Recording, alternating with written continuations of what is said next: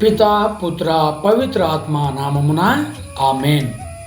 ప్రియులారా, లిస్బన్ పట్టణంలో ఒక రాజ ఆస్థానంలో పునీత అద్భుతాల అంతోని వారి యొక్క తండ్రి పనిచేస్తూ ఉండేవాడు.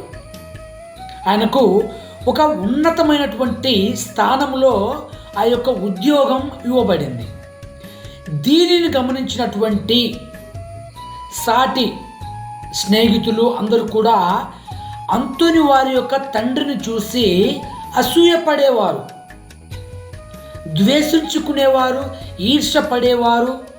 ఆయనను అంతగా దగ్గరికి రానిచ్చేవారు కాదనమాట.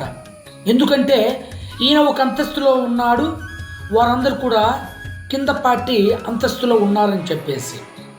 అలా కాలానుక్రమంగా పోతూ ఉండగా ఒకనాడు రాజుగారు ఏం చేస్తారు అంటే అంతోని వారి యొక్క తండ్రి గారికి కొంత ధనాన్ని ఇచ్చి సాటి వారికి పంచమని చెప్తాడనమాట. అలా ఈయన అందరికి పంచేస్తాడు.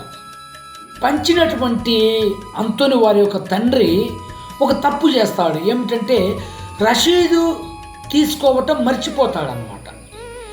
దీనిని వారు అడ్వాంటేజ్గా తీసుకొని వీళ్ళందరూ కూడా ధనాన్ని స్వీకరించి కూడా రాజు దగ్గరికి వెళ్ళి మాకు ఆయన ఎటువంటి ధనాన్ని ఇవ్వలేదు అని చెప్పేసి ఆయన మీద లేనిపోని నిందలు వేస్తారు.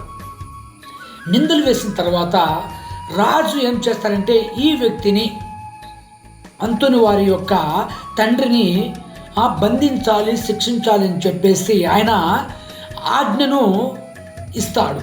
అప్పుడు తెలుసుకున్నటువంటి పునీత అంతోని వారు ఆస్థానంలోకి వచ్చి ఏం జరిగిందని తెలుసుకొని తన యొక్క అద్భుత వరాల ద్వారా, అద్భుతం ద్వారా వారి అందరినీ కూడా ప్రశ్నిస్తాడనమాట. సరే, నా తండ్రి మీకు డబ్బులు ఇవ్వలేదు, ఓకేనా, నేను కూడా నమ్ముతున్నాను. మరి మీరు నీతిగా నిజాయితీగా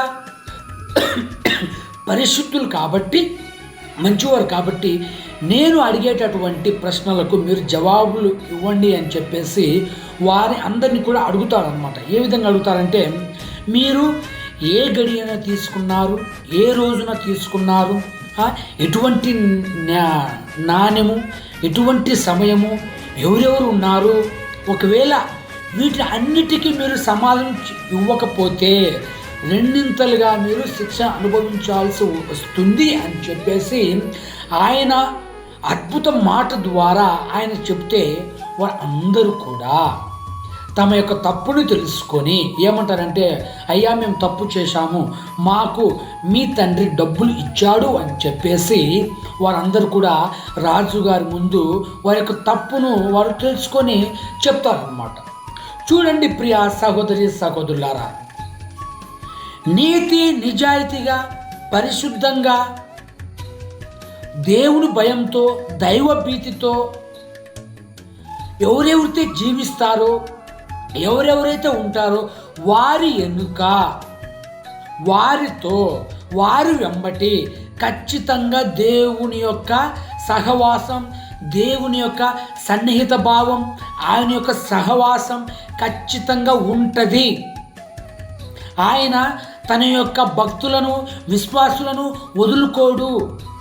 ఆయన వదులుకొని శిక్షించేటటువంటి అపవాదాలకు, అపనిందలకు వెంటనే వారందరినీ కూడా గురి చేసేటటువంటి దేవుడు కాదు. చూస్తాడు.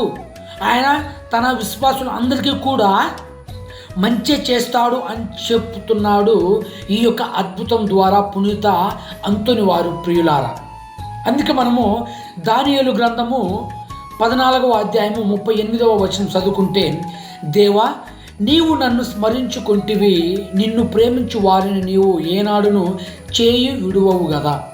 ఆయన చేయి విడువడు. ఆయనపై నువ్వు భక్తిని చూపిస్తే, పవిత్రమైనటువంటి జీవితాన్ని నీవు కట్టుకుంటే, నీవు ఆయనను అనుసరిస్తే, ఆయనలో నువ్వు జీవిస్తే ఆయన నీ చేయి విడువడు, నిన్ను మర్చిపోడు. నీ యొక్క కష్టాలలో, బాధలలో, నిందలలో, ప్రతి ఒక్క విషయంలో కూడా దేవాతి దేవుడు మనకు తోడే ఉంటాడు అని చెప్పేసి ఈ అద్భుతం మనకు తెలియచేస్తుంది ప్రియులారా. అందుకే నీ జీవితంలో ఎవరైనా నీపై ద్వేషాన్ని, ఈర్ష్యను, వ్యతిరేకతను, నీపై అసూయను కనపరుస్తే నీవు లొంగమాకు, నీవు దీనస్థితిలో ఉండమాకు, నీవు ఇంకా కృంగిపోమాకు.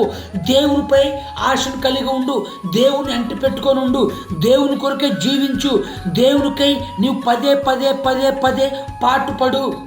నీ విశ్వాసాన్ని నిలబెట్టుకో, నీ భక్తిని నిలబెట్టుకుంటే నీవు కూడా నీ యొక్క నిందల ప్రయాణంలో, నిందల లోకంలో, నిందల సమయంలో నీవు కూడా సాక్షాత్తుగా దేవాతి దేవుని చేత రక్షింపబడతావు, రక్షిస్తాడు దేవుడు. అందుకే మనకు వచనం తెలుపుతున్న ఆయన నీ చేయి విడువడు, ఎప్పటికీ కూడా విడువడు. కాబట్టి మనం అందరం కూడా పునీత అంతోని వారి వలె దేవునిపై ఆధారపడుతూ ఆయన ఏ విధంగానైతే అద్భుతం చేసి తన తండ్రిని కాపాడుకున్నాడో మనం కూడా ఆ యొక్క విశ్వాసమును, భక్తిని, విధేయతలను కనపరుస్తూ దేవుణ్ణి అనుసరిస్తూ ఆరాధిస్తూ మనం అందరం కూడా అంతోని వారి వలె అద్భుతాలను చేయాలని ఈ మంగళవారం రోజున మనం అందరం కూడా ప్రార్థన చేసుకుందాము. దేవుడు మనందరినీ కూడా దీవించునుగాక. ఆమేన్.